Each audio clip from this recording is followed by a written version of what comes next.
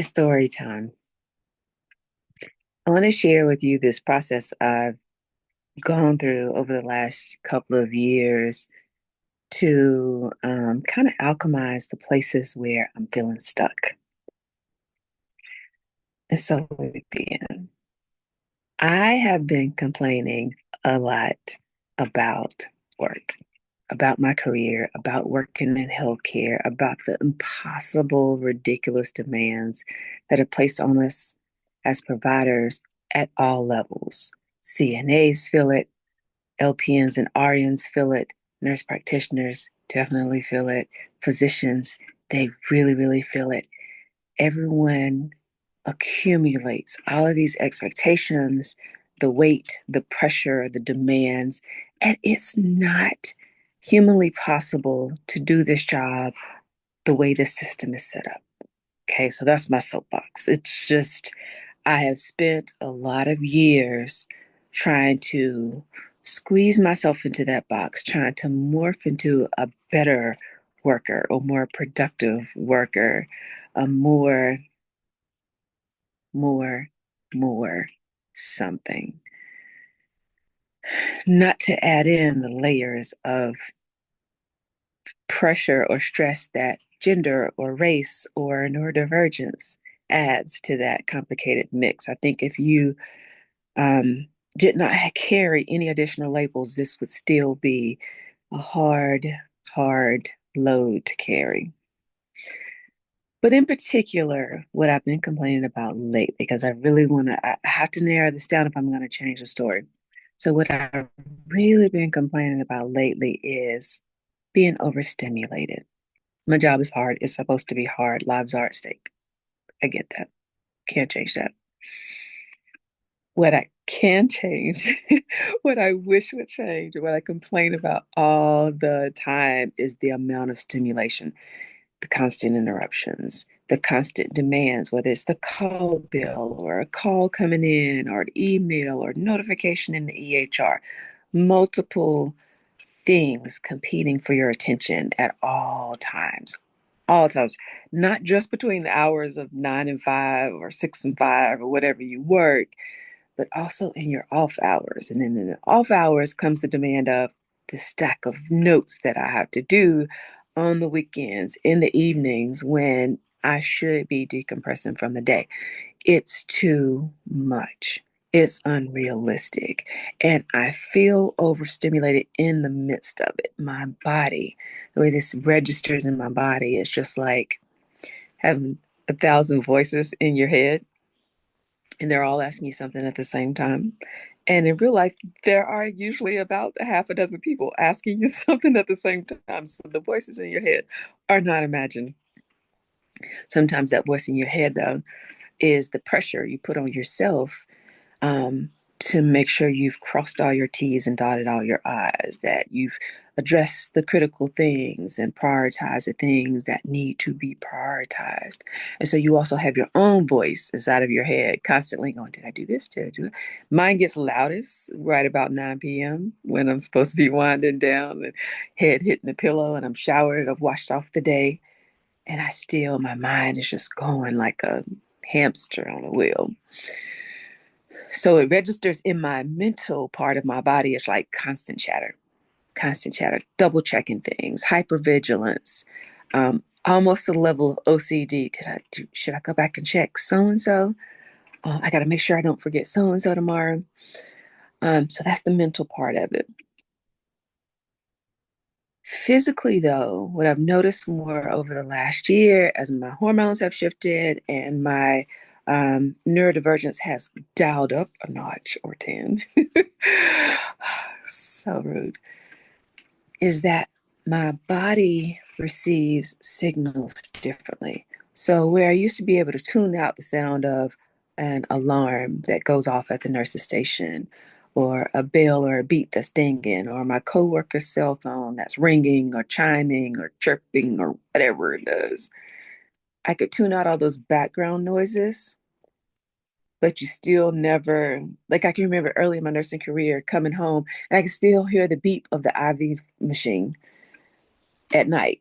when I'm away from the hospital because it just gets in your system. And I think the accumulation of that over the years, now my body's hypersensitive to all the sensations, all the alerts, all of the, again, incoming noise and things competing for your attention. So when your body gets overwhelmed, it shuts down.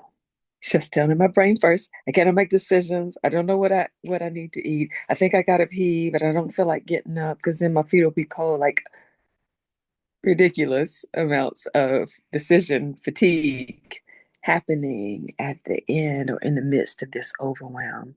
The mental fog, the body sluggishness, the missed signals. I think I need to eat. I think I need to, but it requires too much effort. I want to take a shower. Then I have to navigate, blah, blah, blah, right? These are the kind of things that get really loud when you're on that edge of burnout. So I've got this issue, valid, legitimate issue. I am tired, I'm overwhelmed, I'm overstimulated, and I have to rinse and repeat this every single day.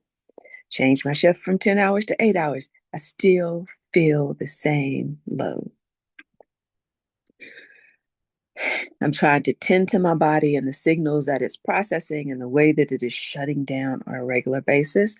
Like right now, I'm sitting out on my porch, it's early morning, and just surrounded by the trees and listening to the bees. That kind of helps balance out some of that accumulation of stress and cortisol that's kind of rushing, floating through my body.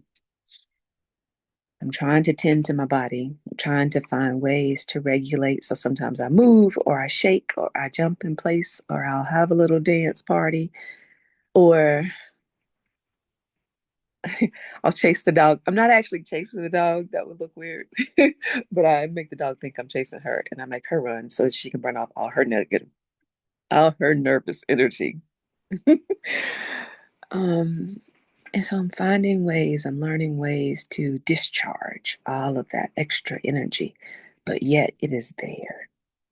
Okay. I'm not gonna, gaslight myself into ignoring it because that wouldn't be fair to me. I live in this body, I gotta carry this body, and I have chronic illnesses that respond to these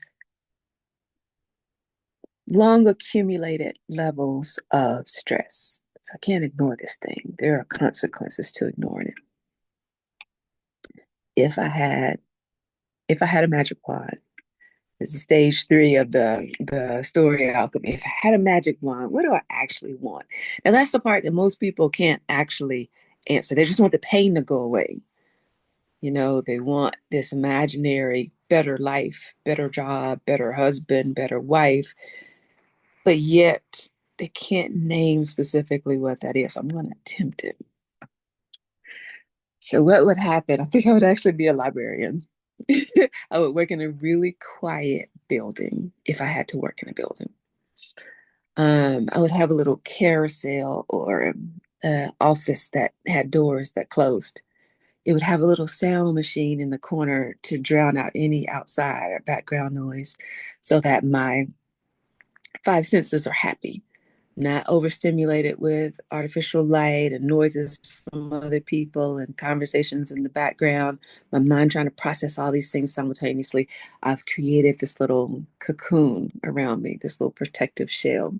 Now, what that looks like in healthcare, where I've had this before, actually, in most clinical settings, I haven't actually had this. I've just white knuckled through to get through the day.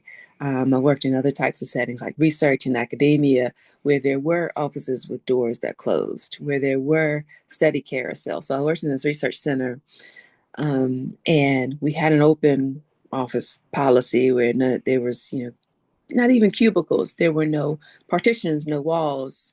The big wigs had spaces that were a little bit more separated, had a little bit more privacy, but they still were open to the environment.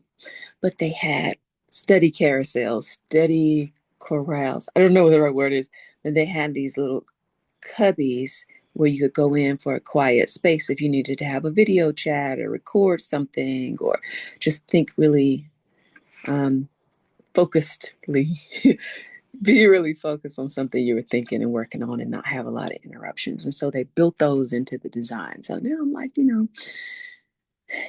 people have thought about this. There are ways around this. Another thing that I discovered when I was studying in the Center for Contemplative Sciences, or with that center, I wasn't part of that center, is that a lot of hospitals were creating these meditation rooms, these prayer rooms, these like a breast, like we in the 80s or 90s decided that it was a requirement to have breastfeeding rooms. Well, if you don't have both, and sometimes your meditators will go into the breastfeeding room when it's empty, of course, and use that as a quiet space. But all buildings where people work in close proximity to one another need to have a quiet room. And we don't have that. We don't prioritize that. And people need space to decompress.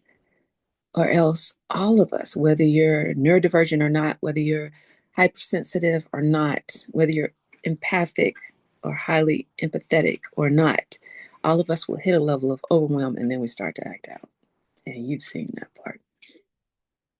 So if I had my magic wand, my space where I show up in person every day would have a quiet room and it is expected and almost required, especially for those folks that are acting out, to go in that room and have some quiet time to kind of gather themselves before they re-enter the world that demands so much of them. Of course, my magic wand would also make this world not demand so much of you, but that's a really big ask right now. I'm thinking focused. I'm being focused. I'm focused on the things I can actually change. But here's the tricky part. What I would have to believe for this to be true, for there to be a magic wand effort to create quiet space, to create decompression time and space in my day, I would have to believe that I'm not Superwoman, that I'm not a machine. I would have to believe the truth about who I actually am and what I actually need. I would have to believe that I deserve support, that my boundaries are valid and legitimate, that they don't have to be defended to the death. I would have to believe that I don't have to work twice as hard and be twice as good to prove that I am good enough to mainstream society. And that is an old, hardwired belief that many women of color can relate to. And that goes back to childhood. You learn that in elementary school, and it's almost not even spoken, but it proves to be true over and over again. Story for another day. Magic wand for another day. These are all the things I would have to believe. I would have to release the belief that I'm imagining this, that it's all in my head, that if I just work a little bit harder, then I'll fit in, then I'll go with the flow, then I'll be more productive, then I'll fill in the blank. So this is the story that I'm alchemizing right now in my career, starting with the things that I can change. You're going to hit a wall, and I am hitting that wall where you realize there's not enough things you can change to make yourself a unicycler if you have no coordination. Like there are some things that do not fit anymore. And instead of trying to squeeze your round peg in a square hole, you have to go find your you have to go find your round holes. I'm sorry, I couldn't figure out another way to end that. Yeah, you have to go find where you fit in. And that is the bigger arc of the story is now being able to plug yourself into the places where you are lit up, where you are rested, where you are appreciated, where you are considered. Um, so I hope the story sparks something in your day-to-day life. And if you have any questions, leave comments, send me an email. You have requests of some issue that you are working through or stuck in, not even working through it yet. Send me those. I love to hear. I would love to hear from you and from this growing community of folks who are getting unstuck.